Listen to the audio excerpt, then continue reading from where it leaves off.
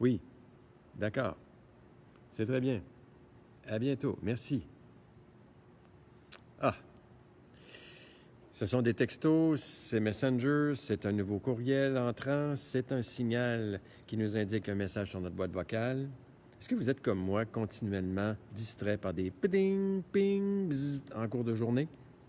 Aujourd'hui, il est impossible de parler de communication en dehors de l'usage de ces petits appareils intelligents comme nos téléphones et tablettes.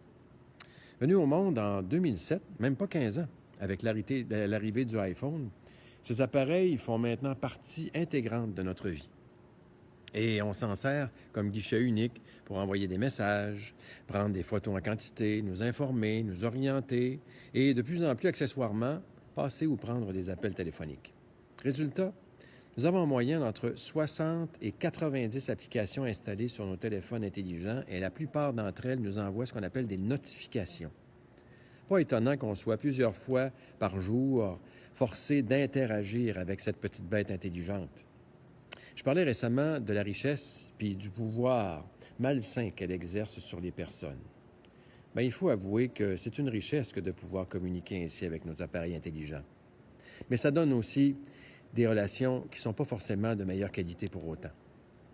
Ce qu'on dit en 140 caractères, c'est toujours partiel et ça ne nous dispense jamais d'une vraie conversation en profondeur. Ici encore, la pandémie nous a condamnés, heureusement d'une certaine manière, à converser sur nos écrans. Mais quand il est question de jeûne durant le carême, peut-être que de laisser mon téléphone intelligent fermé un certain temps, au lieu de me priver de nourriture, ça serait un défi. Essayez donc ça pour voir, ne serait-ce qu'une demi-journée. Vous allez voir que c'est pas si simple que ça. Bonne chance.